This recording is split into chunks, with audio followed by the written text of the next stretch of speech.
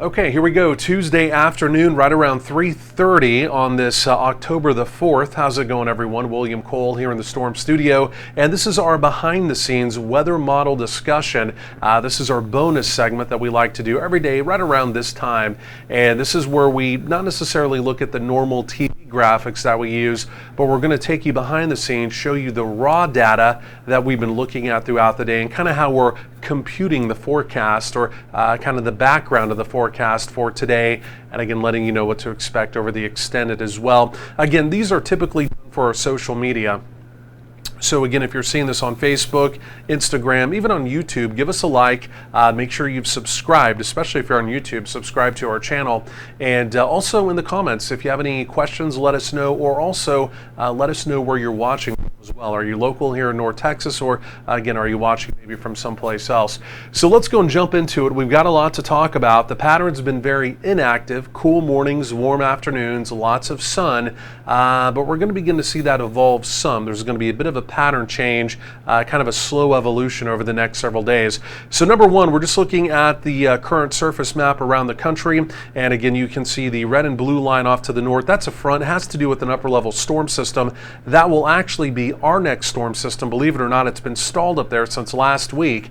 It will finally arrive. Not necessarily the storm system, it's going to swing off to the east, but the cold front associated with that storm system will move through North Texas on Friday. It'll give us some less hot temperatures as we head into the weekend. Saturday, right now looking around 79-ish here in the Metroplex. We rebound the temperatures next week, but then I still think we've got a fairly decent front on down the road. So we'll kind of dive in to all of that here over the next few minutes. Otherwise, again, here as of 3:30, here just a quick peek at temperatures around the region. And man, oh man, things are looking, look what sticks out there. Dodge City only 68. That's behind that frontal boundary up there. Elsewhere, generally 80 showing up. In fact, let's look here in North Texas. And again, these are, I mean, just fine fall temperatures after the summer where we just roasted 100 degrees plus every day. Look at all these 80s, everything really looking good. We'll just even peek at the winds here. Winds very light. It's a very light southeasterly wind coming in today. But again, if you're outdoors, the wind almost feels completely calm around the area. So from there, let's go and jump over into the raw data. This is where we really get into the meat and potatoes now, the forecast. So first of all, we're just going to look at the visible satellite. And what we're using here, this is the meso-analysis page from the Storm Prediction Center. We use this all day here in the Storm Studio, especially when we get into spring severe weather. Tons of great products, but if you're a weather buff, for lack of a better word out there, weather weenie, whatever you want to call it, and you're looking for additional places to find data, again, the Storm Prediction Center meso-analysis page, absolutely great. Be sure to check it out. So as we're just looking at the visible satellite here, again, I probably don't have to tell you, we're talking about generally sunny skies through most of North Texas. You can see some towering cumulus clouds. Again, that's where we have that boundary stalled out across northwestern Oklahoma into parts of Kansas behind it. Yes, temperature's cooler. You saw the 68 there in Dodge City. May even be a few showers around that boundary as we go through the day. And then also looking down to the south here, believe it or not, the cloud cover in deep South Texas, down towards the Rio Grande Valley, like Brownsville, even down towards Padre, right kind of on the cusp there of Corpus as well. That's the remnants from Orlean, the hurricane that made landfall in western Mexico yesterday. It was a Cat 4 hurricane over the weekend, but the Mexican mountains, as it made landfall, just shredded it. Tropical systems and terrain, mountain terrain, do not bode well together. So it was shredded, and again, we're basically just seeing some cloud cover down there. There have been a few showers. In fact, we'll look at the radar composite down there. And again, you can see just very light showery activity. This is nothing to really write home about at all. In fact, even down in Corpus, a few showers, Brownsville, Padre, again, just very light, very scattered activity. And then we have kind of the post-monsoon season, the monsoon season technically over out in parts of the desert southwest, but that same storm system is kind of elongating down to the south, and we have a fetch of Pacific tropical moisture that's kind of stuck there. And so yesterday it was Arizona, today it's New Mexico. Some scattered showers there. And then again, you can see out in our Texas panhandle, but mainly the Oklahoma panhandle, up into parts of Kansas. Again, you see that showery activity that has to do with that frontal boundary that is essentially stalling there and will eventually come into North Texas, like I mentioned, as we get into this upcoming Friday. So let's go look at the overall setup here. And as we do that, this is the upper air analysis, right? This is very important anytime you're putting your forecast together. Normally, this is where you would start, right? I kind of like to start with just the current conditions and the general setup at the surface for us here. It helps to tell the story. But if you're putting together your forecast, right, you're really looking at the data. Typically, this is where you would start. This is at 18,000 feet. This is what we call the 500 millibar chart. We're looking for dips or we're looking for ridges, right? Active weather in the dips, typically cooler weather, and then calmer, warmer weather in the ridges. So as we look at this here, a couple things going on, right?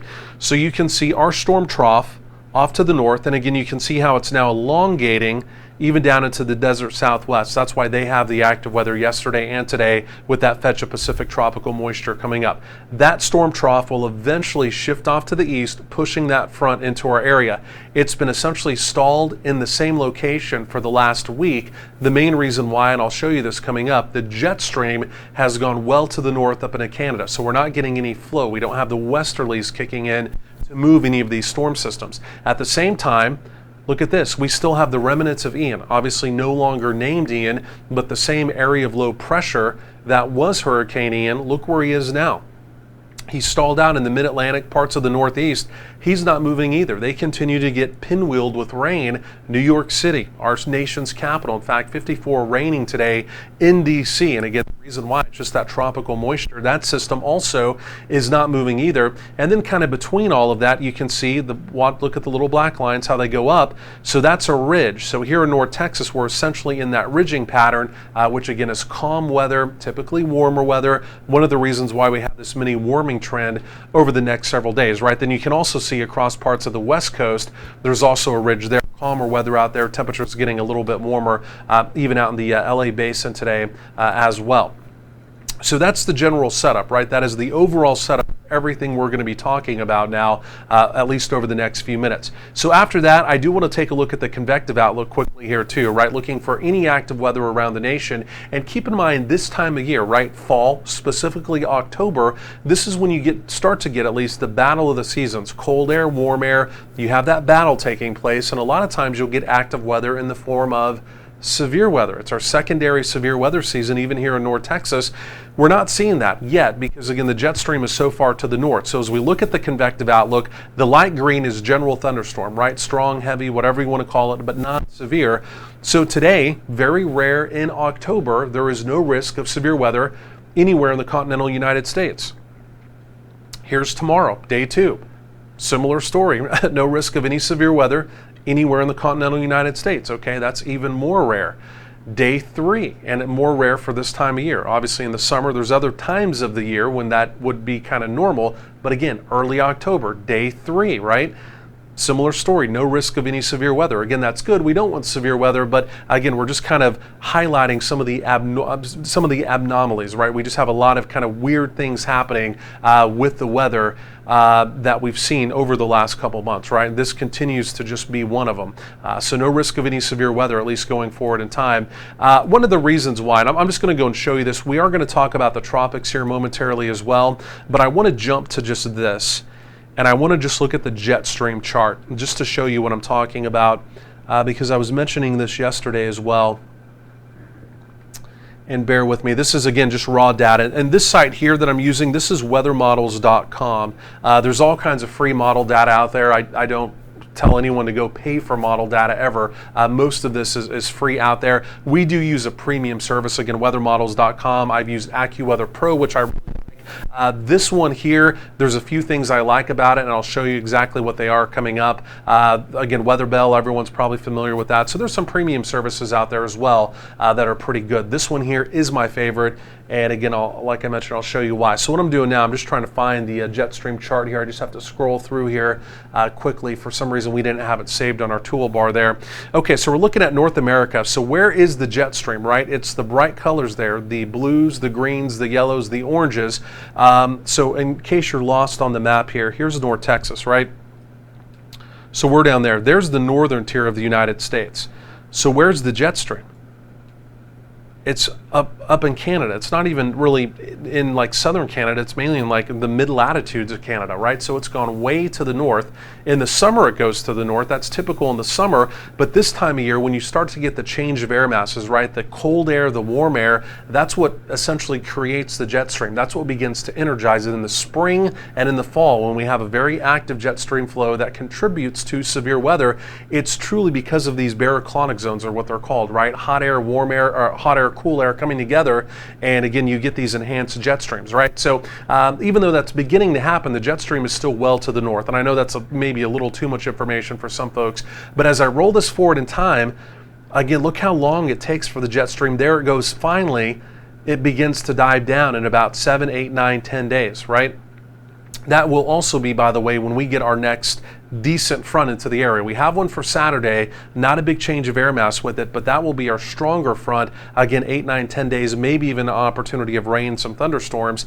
Then we begin to kind of get back into a normal pattern. But again, like I mentioned, over the next several days, it's just weird that, again, the jet stream this time of year is that far to the north. Okay. Talk more about our North Texas forecast here momentarily, but let's just talk about the tropics here quickly too, because we've got a lot going on, right? So we have a tropical wave that came off the coast of Africa. Hurricane Center now has this at an 80% near term, 80% over the next 48 hours of development. Most likely this will turn into a tropical storm, maybe even a Hurricane 1, but the path of this is due north, right? So it's not going to come and have any impact on the continental United States, right, or any of our interest. In fact, the way it looks right now, it's probably not going to affect anyone. That's just going to continue lifting off to the north. Now here's the names quickly. So we know we've gone through Ian, we need to take him off. So that would most likely become Julia. Now we have an opportunity also for a Carl. And the reason why I say that, we have this other area of disturbed weather, and it's going to be moving into the Caribbean Sea. In fact, over the next 24 hours, it's going to be moving through the Windward Islands into the Caribbean. And the Hurricane Center has now upped this again. I believe this was at 60% earlier. They've now tacked this up to 70%. This time of year, if you see something coming into the Caribbean, normally you would say, uh-oh, this is not good. What's happening here, right? In this situation, I don't necessarily think that's going to be the case. The latest data, and we'll look at this momentarily, really tracks this directly along the tip of South America over towards Central America and does not really develop it much at all, okay? In fact, if we can just take a look at this quickly. In fact, we don't have that queued, but let me just come back over to the raw data. And we'll just look. I was going to show you the satellite imagery, but I just don't have it queued up here in the computer. But I'm going to come back over here, and we'll just look at the data together. And this is the very latest run of the Euro, right? And so this would be the area, and I know this map sometimes is a little hard to see, but this is it. And this is the area we're going to be watching, right, for possible development. So that's where it is on your screen. And we'll just roll you through time. So there it goes. So you can see it tries to kind of at least potentially even become a tropical storm, but there it goes right into Central America. So I'm pausing it right there, and this would be by Saturday around noon. So there's the system. We're looking at vorticity here. So we're seeing a little bit of yellow, a little bit of red. That would mean it's trying to spin up, right? There may even be by this point, a apparent area of low pressure there as well. So, but again, you see the path. It's not out into the Gulf. It's really not impacting any of the islands in the Caribbean. It's still, even at this point, it looks relatively weak. But again, it goes right over towards Central America, through Central America, then over into the Eastern Pacific. So we'll keep our eye on it. This time of year, you got to watch all of that stuff. Could still deviate and something else may happen, but that's been consistent data, right? All the data has essentially been showing that, and so that's why we're watching it, but right now we're just really not jumping up and down about that system, okay? So from there, let's come back over to our weather. And this is all new data, right? We've just got the latest 12Z run in. The global data that we're looking at here, right? We're going to be looking at the European model. The true run we get in every 12 hours, right? So there's an in-between run where it reanalyzes itself. So truly, you could kind of make the argument you get data in every 6 hours, but a true fresh run is every 12 hours. We've just got a new true fresh run, not a reanalyzed run in. So we'll go ahead and take a look at this together, right? So similar chart, 5 500 millibars. We're looking for the dips and we're looking for areas of spin or ridges, right? Active weather or calm weather. And again, here's North Texas. Again, just to make sure you know exactly where we are. Right, so we're right down in there. And I'll just roll this through time, right? So you can see the first little trough come down. That's the one we've been waiting on for about a week. You can see the area blue and green showing up.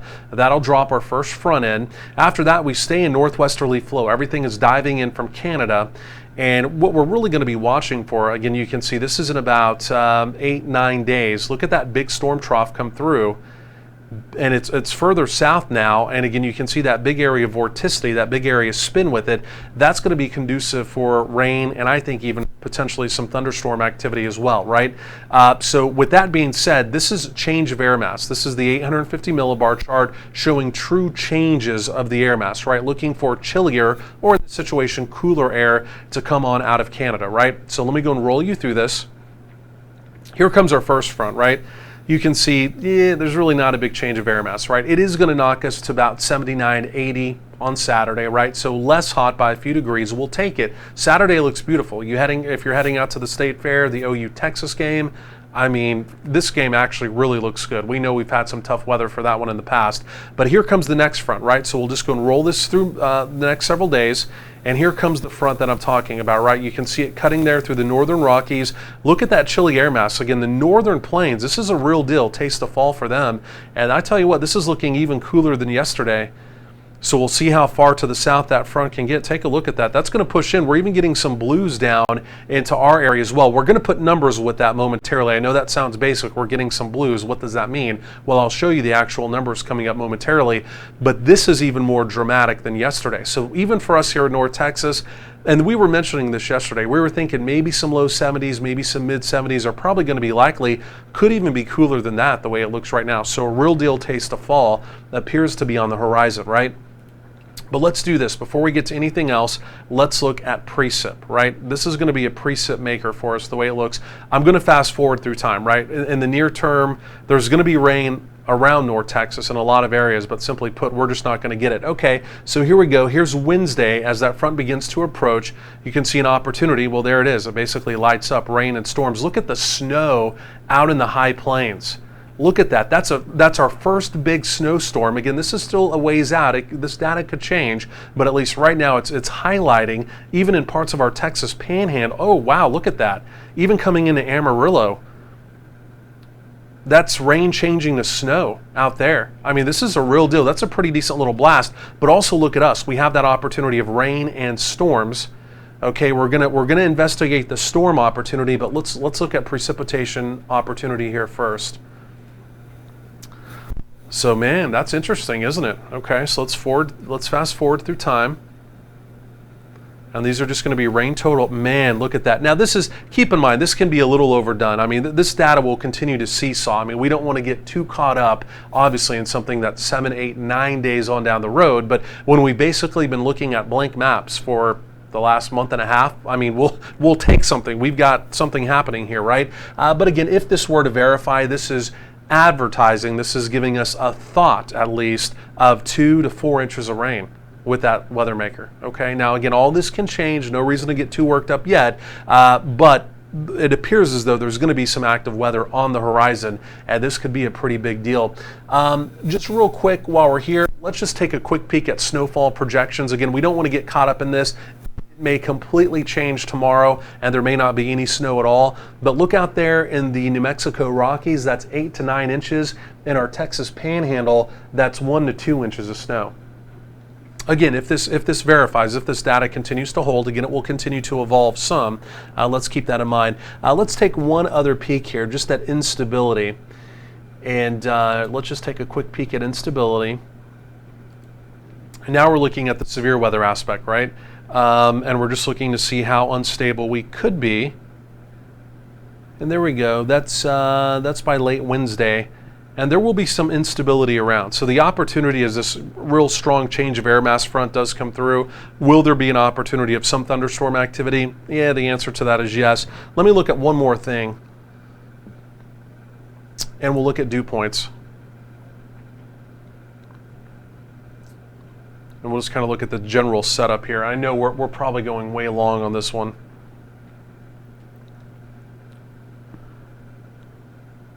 But there we go. So as this activity approaches on Thursday, you got the front off to the north, and it looks like for us here in North Texas, we're going to look at the winds here momentarily, but we may have, depending on exactly how this sets up, and we'll look at the winds to actually see here momentarily, but it appears as though we're going to have a little triple point right here. There may be a surface area of low pressure. This would be a dry line, which would be conducive, or in this situation, truly it's a Pacific cold front, but a dry line, and then you would actually have the main cold front off to the north there, and that would be sometimes even a setup for severe weather.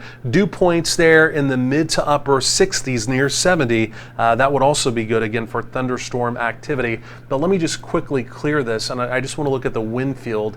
Let's see, we're at 222. Let me just take a look at this. I'm just trying to see the hour that we were at so we can go right back to this. And again, hopefully this isn't too boring. I know we're kind of analyzing this a little more, but this is the first time we've truly had something to talk about in quite some time. And so this is what we're looking at here, right? It looks like we'll have kind of a little surface low develop here, right? So we've got the winds coming up, we've got the winds coming down, and then we also have the winds coming in right there from the west as well. So it appears as though we may even have a little triple point where things come together, a little area of low pressure right there as well. So again, all this will change. These are the very small details that when you're looking at a global model 8 or 9 days down the road, I promise you that's going to flip-flop all around. But again, we're just looking at the pieces of the puzzle coming together, potentially even for some severe weather. And again, I'm seeing this latest run here just at the very first, at the same time all of you guys are as well. So bottom line is we got some rain, the opportunity of some thunderstorm activity, maybe even severe weather, and then really just copious amounts of rain maybe showing up as well, and maybe even some snow out in our Texas Panhandle, out in the New Mexico Rockies. Okay, so that's a big deal. Let's put some numbers though with all this. So let's see what the European is advertising. Okay, so we get to basically the very end of that, right? So this is highs and lows based off the European. Now this is, I base my 12-day to a certain extent off of this, but not exclusively, right? So we know we're going to be climbing to 90, right? To near 90 over the next couple of days. That's essentially what we have now. Saturday, the European now advertising 84. It's becoming a little bit warmer. I still have a 79. We're going to be between 79 and probably 82 here in the Metroplex. We'll take an optimistic approach and hopefully shoot for the best right around 79. We rebound the temperatures next week just ahead of that next front. And as that front comes through, we kind of get cut off, right? So really it's going to be the following day there that we truly begin to see the real impacts of the front. Mid 70s, maybe going to the lower 70s for actual daytime highs. The temperatures are going to jump just ahead of the front, probably right around 90. And again, with the instability around, again, could be one of the key ingredients to the opportunity of some storms. Again, maybe even severe weather too. So here's the blend of models. This is everything combined. This is all of the model data combined and then weighted, and the high res data plugged in there to the first 48 hours. This is generally speaking what my 12-day is based off of, and this is essentially what I have. I do have us culminating right around 90. This still has an 81 for Saturday. Again, like I mentioned, I've got 79 to 82 here in the Metroplex. Optimistic, we'll shoot for that 79. We'll rebound the temperatures by the following Wednesday, probably back up around 90. This has 88, and then again you can see the temperatures trending down. It still has us in the mid to upper 70s. Again, with the latest data we're looking at there, I'm still thinking mid to lower 70s to maybe even a little bit cooler. Like I mentioned, it's still a long ways on down the road, and that data will continue to change. But again, if you've been waiting for a taste of fall, it's just around the corner, and it's right on schedule. It's October. This is when we begin to typically see some of these true change of air mass fronts, and we begin to get a little bit of active weather as well. If you're new to North Texas, a secondary severe weather season is quite possible during the month of October, especially early October here in North Texas. There's normally a window of time in the Southern Plains and in North Texas where we do have that secondary severe weather season, and tornadoes can be possible. So again, if you're new to the area, please keep that in mind. So that's where we are, folks. Again, just one more reminder, if you have not downloaded our free mobile app, be sure to do that. Again, you can watch our live channel. It's on the mobile app. My 12-day forecast is on there. Again, live radar, anything you would need to keep up with us. But again, like I said, also mentioned, thanks for watching our bonus content here. Again, if you're seeing it on social media, be sure to give us a like and let us know in the comments, again, where you're watching from, so we know if you're in North Texas, or again, if you're maybe from someplace else. Otherwise, thanks for joining us today. We'll do this again tomorrow, and of course, as always, your forecast is always available on our channel 24/7 as well. Make it a great rest of your Tuesday.